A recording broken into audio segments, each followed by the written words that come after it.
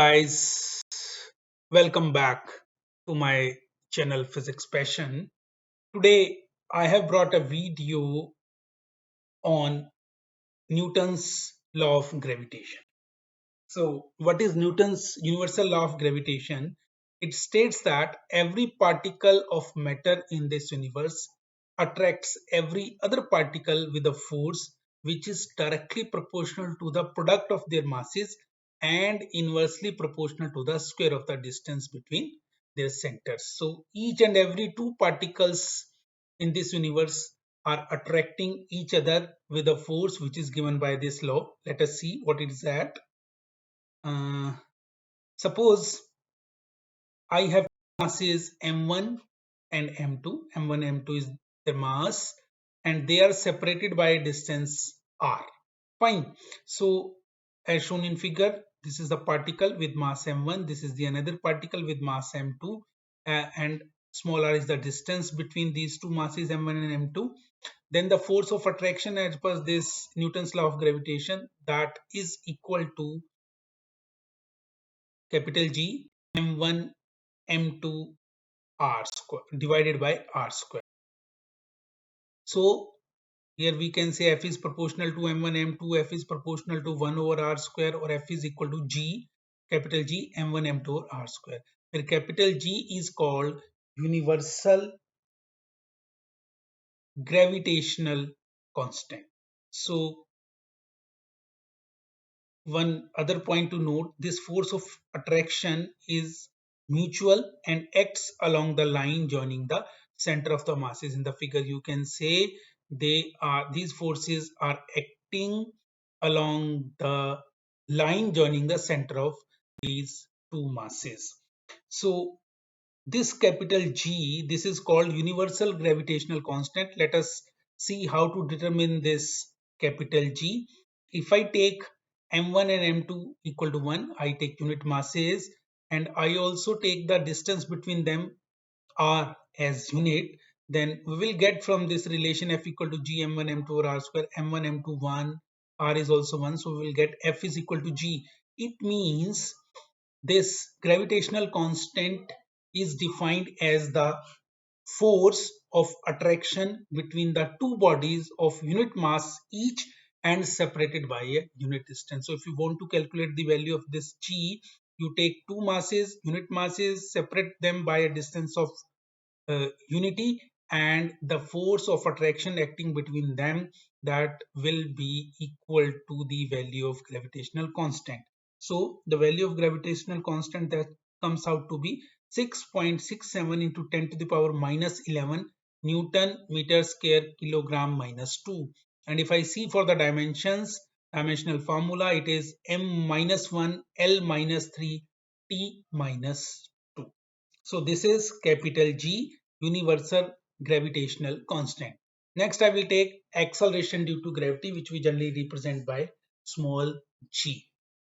So if I move from gravitation to gravity, so what is gravity? You can say this is the special case of gravitation when one of the attracting body, mean among m1 and m2, one of them becomes the, say, earth or any planet.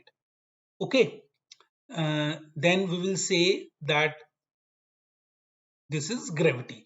So when a body of mass m is placed on the surface of earth, then it is attracted toward the center of earth with a force F equal to W is equal to m into g. W is the weight of the body and it is equal to m into g.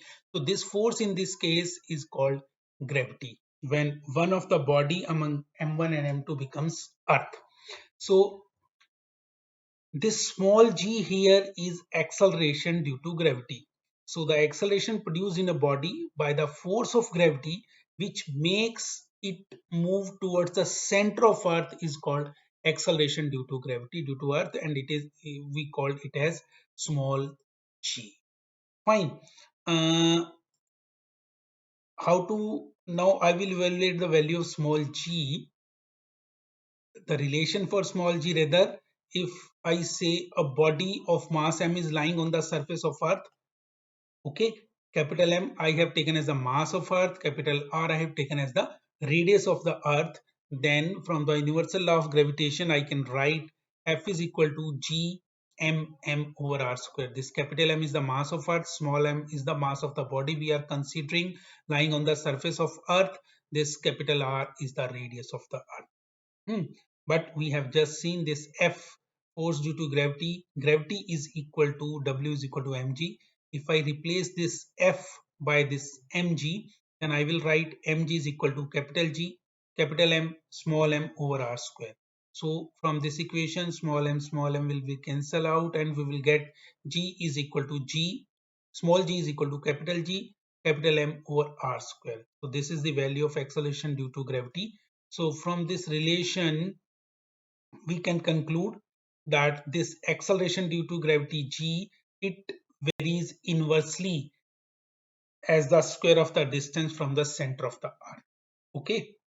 And second point, it is independent of the mass of the body.